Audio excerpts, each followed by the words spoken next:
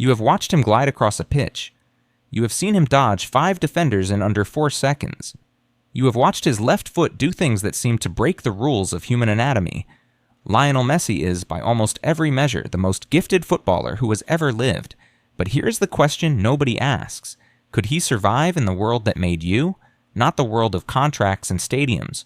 Not the world of protein shakes and physiotherapists. The world your ancestors actually lived in. The savannas, the dark forests, the caves. The world where the wrong decision did not cost you a yellow card. It cost you everything. This is not a joke question. It is one of the most revealing things you can ask about both Messi and about what it actually took to be human for almost all of human history. To understand the answer, you have to understand what ancient life demanded of a body. Your ancestors from around 300,000 years ago were not sitting down very much. Anthropologist Herman Poncer spent years studying the Hadza people of Tanzania, one of the last remaining hunter-gatherer populations on Earth, and what he found rewrote what scientists thought they knew about human energy use. The Hadza walk between 9 and 14 kilometers every single day. Not jogging, not sprinting. Walking, steadily, carrying things, tracking animals, digging for tubers, moving through terrain that has no flat surfaces, no clear paths, no endpoint. Your body was built for this. Long-distance endurance is one of the few things humans do better than almost any other animal on the planet.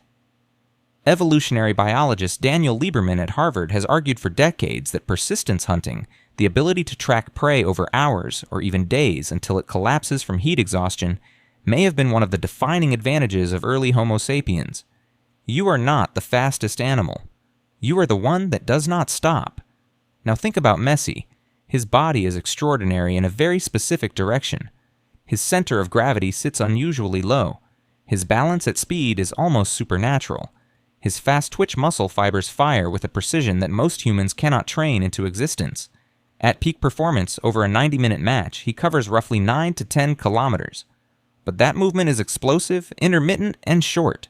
A burst here, a dribble there, a pause, a jog, back into position. Ancient survival did not work in 90-minute windows. It did not come with halftime recovery. There was no substitution bench. Here is the first problem Messi would face: thermoregulation. The African savannah, where your ancestors evolved, averages between 35 and 40 degrees Celsius during peak daylight hours. Persistence hunting often happened in the heat of the day, because that is when prey animals overheat fastest. Your ancestors ran in this. They sweated through it.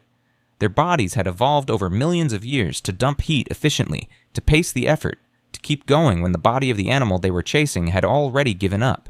Messi trains in controlled conditions. He plays in stadiums. When Barcelona played in extreme heat, his performance metrics dropped alongside every other player's. In the ancient world, there is no cooling tunnel. There is no ice bath waiting. There is just the ground, the sun, and the thing you are hunting.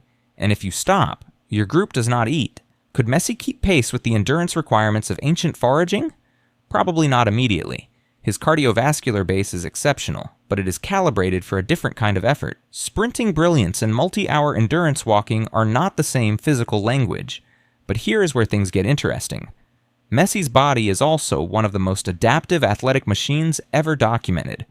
His spatial awareness is, according to sports scientists at the University of Valencia who studied his decision-making patterns, operating at a level that puts him in a category almost entirely his own. He processes visual information from his periphery faster than his opponents can react. He predicts movement before it happens. In the ancient world, that is not a football skill. That is a survival skill. Tracking animals requires reading the landscape the way a modern reader reads a sentence. A bent blade of grass, a disturbed patch of soil, a shadow that moved wrong. The hunters who survived were not always the strongest. They were the ones who noticed. They were the ones who could hold a mental map of where the prey had been, where it was heading, and what the terrain would force it to do next.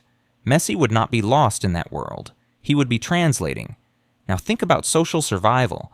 Ancient humans did not survive alone. The anthropological record is overwhelmingly clear on this. Isolation was death. A single human, separated from the group, had almost no chance. Your ancestors survived because they cooperated, because they trusted each other, because they had dense, intricate social bonds that could coordinate a hunt, share a kill, and defend against a rival group. Here is something almost nobody knows about Messi. He is, by every account from teammates across his career, one of the most instinctively cooperative players in football history. Not the loudest, not the most commanding, but researcher Jordi Cruyff, among others who have studied elite team dynamics, has noted that Messi's passing accuracy and his awareness of where teammates are even when he is not looking toward them represents a form of social attunement that goes beyond tactics. He knows where the people around him are. He adjusts for them without thinking about it. In a world where the hunt required 10 people moving in coordination across a kilometer of terrain, that instinct was not a personality trait. It was a survival technology. There is one more thing to consider. Fear. Ancient human life was saturated with threat. Not abstract threat, immediate, physical, present threat.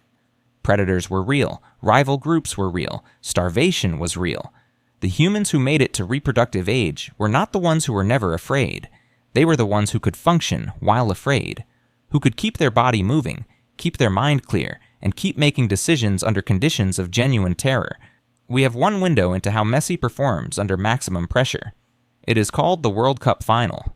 In 2022, in Qatar, with Argentina level against France in extra time, with the penalty shootout looming, with a nation of 45 million people pressing the weight of 4 decades of longing onto his shoulders, Messi stepped up, scored, then scored again in the shootout. His heart rate in those moments would have been extraordinary. His cortisol levels would have been flooding his system. And he performed. Predator threat, hunger, darkness, cold.